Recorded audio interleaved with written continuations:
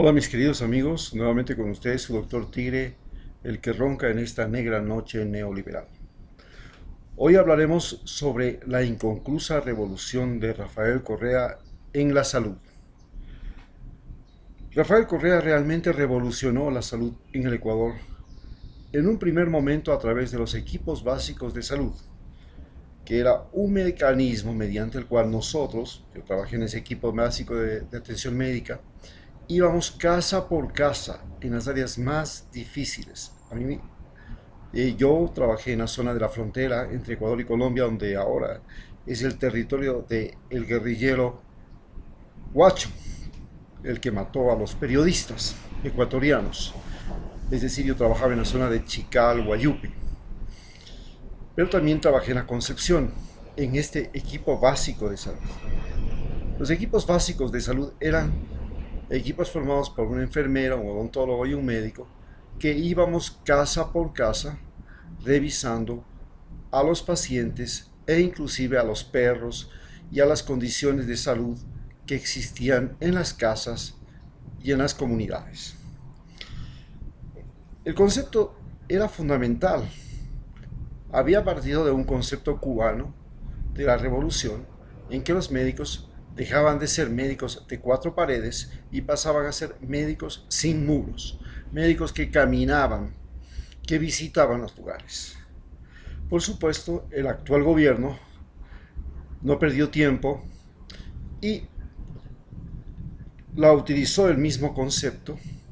de médicos que visitan casa por casa y se llaman ahora médicos de barrio.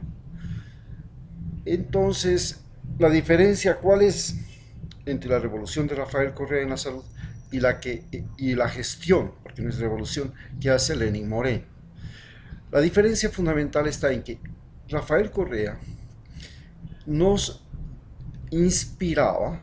a nosotros los médicos, odontólogos, auxiliares de enfermería, enfermeras, a que lleváramos casa por casa la conciencia de que la salud es un derecho y los derechos se convierten o se concretan cuando se conviertan en servicios públicos y que un servicio público tiene que ser bueno, pero además que la salud tiene que ser un bien de todos, o sea, un bien democrático, un bien en que cada persona asume el cuidado de su propia salud. Entonces, cuando nosotros visitábamos a las casas de los afiliados, de las personas, no solamente íbamos a ver si estaban enfermos, sino que le íbamos a educar en el sentido de que ellos tenían que cuidarse, tenían que manejar bien la basura, tenían que vacunarse, vacunar a sus animales, mantener limpia la casa, mantener no hacer el maltrato domiciliario, el intradomiciliario. El marido no tiene que ser alcohólico, tiene que dejar el alcoholismo, la mujer no tiene que dejarse pegar y someter al maltrato, los hijos tampoco. Es decir, había una gestión en la que enseñábamos a la gente que la salud no solamente era algo que el gobierno te daba, sino que algo que tú personalmente cultivabas. Es decir, nosotros como médicos, cuando íbamos a casa por casa, le convertíamos al padre, al adulto que estaba responsable de toda la casa, en el primer doctor. Ese era el concepto con el que trabajamos. Usted va a ser el primer doctor. Entonces usted va a hacer lo posible porque sus hijos no se enfermen. Si sus hijos se enferman, usted le va a dar cierta medicación que nosotros le vamos a indicar, que puede ser especialmente plantas medicinales disponibles,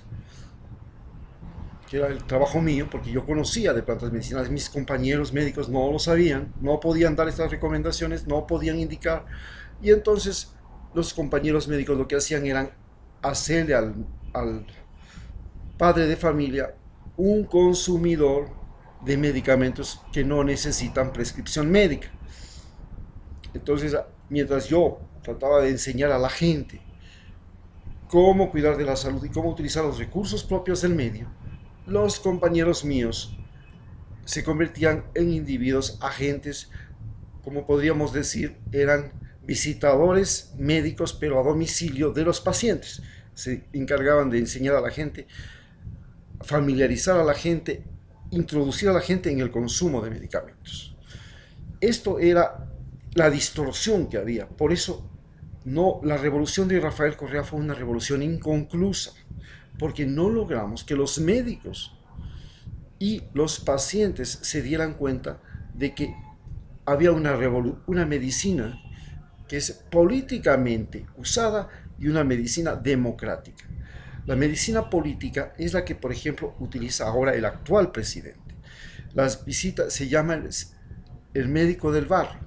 pero el concepto con el que trabaja el actual médico es: yo soy el hombre bueno, caritativo, maravilloso, gentil, que llega a su casa a darles un regalito del gobierno que se llama la atención médica. No, la atención médica es un regalo que hacemos nosotros los buenos gobiernos, porque los malos gobiernos no les van a dar nada, no se preocupen, pero eso sí, ya no se olviden, ustedes tienen que respaldarnos cuando nosotros cambiemos la Corte Suprema de Justicia, cuando nosotros le echemos mano al Congreso, cuando nosotros cambiemos el superintendente de bancos, cuando nosotros solicitemos préstamos para entregárselo todo a los empresarios.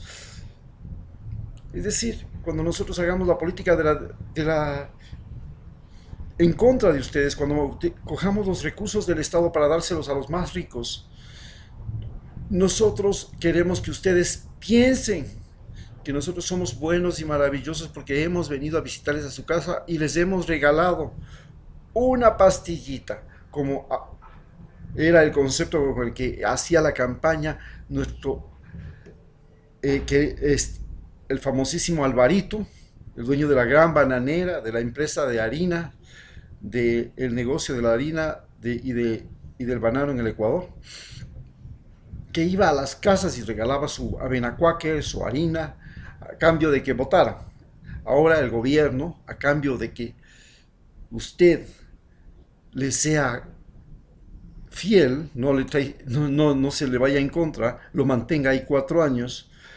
usted recibe una pastillita por medio de un médico. Esta es la diferencia entre la medicina para la liberación o medicina liberadora y la medicina política o para la opresión. La medicina política o para la opresión fue utilizada desde la conquista. En la conquista, por ejemplo, la vida de un negro valía más que la vida de un indio, y por tanto el negro sí tenía un médico para curarlo cuando se enfermaba. El indio no. El indio tenía que curarse con su curandero, con su chamán, con sus plantitas medicinales. Entonces, este es el origen, lo inconcluso de la revolución de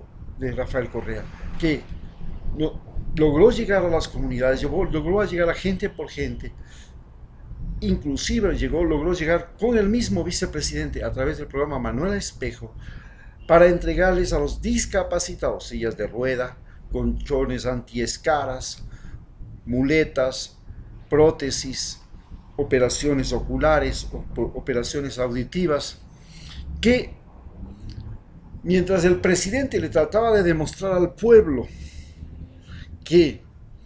la salud es un derecho y que la atención de todos los discapacitados es una responsabilidad de todos los ecuatorianos, porque nosotros todos los ecuatorianos queremos que la salud sea una forma de democracia. Es decir, democracia es cuando el poder, la riqueza y los conocimientos y las capacidades de un Estado se distribuyen entre todos. El vicepresidente utilizaba todo eso para hacer una campaña presidencial para que le lleve a la presidencia, en el que demostraba que él y su mujercita, como son ahora, son los generosos que cogen los recursos del Estado, suyos y míos, y se lo dan a los más discapacitados, a los más pobrecitos, porque si no fuera por ellos, sus recursos y mis recursos no irían a parar en este tipo de personas. Pero al final de cuentas, lo que pretende el presidente actual es crear en usted y en mí la conciencia de que él es un hombre caritativo, a cambio de que en su gobierno se permita a los más ricos, a los más pudientes, apropiarse del petróleo, de las hidroeléctricas, de las carreteras, de las universidades y de los colegios, etcétera, etcétera, en beneficio de la concentración de la riqueza, el poder y los conocimientos, básicamente en Quito, Guayaquil y Cuenca, y dentro de Quito, Guayaquil y Cuenca, en cada una de las élites sociales que hay ahí. Por eso estamos viviendo el gobierno de los compadres. Si usted no tiene palancas en el gobierno, usted no tiene cargo público, usted no tiene la casita, usted no tiene la beca, usted no tiene nada, porque todo es el gobierno de los compadres. Y los compadres son los que son amigos de la mujer, que son normalmente los niños ricos de Quito, o amigos del marido del presidente, que son aquellos que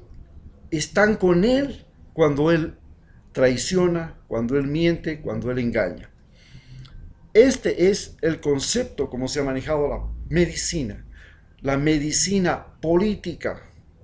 políticamente usada, y la medicina para la liberación, la medicina democrática, la medicina que sirve para liberarnos a usted, a mí y a todos nuestros hijos y descendientes de plagas, de enfermedades, pero además para liberarnos de la opresión, del contubernio, de la trama, de la mentira, de la hipocresía. Eso es la medicina de la liberación, que es la que no alcanzó a hacer Rafael Correa y la que yo estoy proponiendo que se haga. La medicina de la liberación, la medicina es como la educación liberadora, la educación para la liberación, un concepto que nació en los años 70 a partir de un libro que se llama Pedagogía del Oprimido de Paulo Freire.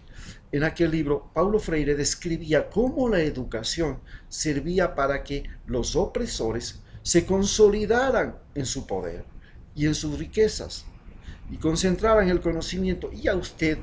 le dieran un conocimiento que era absorbido por cada uno de los estudiantes como si fuera una alcancía, en donde el profesor depositaba conocimientos y el día del examen usted tenía que vomitarlos de memoria. Y cuanto más de memoria repetía, mejor le iba. Entonces, este profesor de Paulo Freire señalaba que este era el mecanismo, cómo se creaban oprimidos y cómo se creaban opresores a través de la educación. Yo estoy señalándoles y enseñándoles a ustedes cómo a través de la medicina se crean oprimidos, se crean consumidores de medicamentos, se crean consumidores de servicios médicos, se crean consumidores de servicios sanitarios como el agua potable, la electrificación, el saneamiento ambiental, en fin, la basura, la recolección de basuras, la clasificación de basuras, consumidores de esto, pero a cambio de eso, detrás de todo esto hay un gran negocio, un negocio de medicamentos, un negocio de servicios de agua potable, un negocio de la basura, un negocio del reciclaje, todo que traduce una necesidad humana en un gran negocio.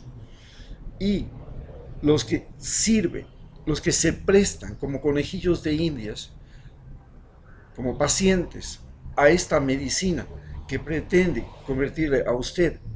en el proveedor de riqueza de un individuo, de una transnacional, de una empresa de seguros, etcétera, etcétera, es el opresor.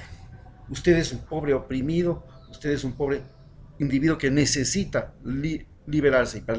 liberarse usted tiene que ser el primer doctor. Usted tiene que aprender a curarse en la mayor parte de casos por usted mismo y curar a los suyos a través de su conocimiento. Bien, este es el primer paso de lo que voy a hacer la siguiente charla, que es cómo cómo fue inconclusa la revolución hospitalaria de Corea. Muchas gracias.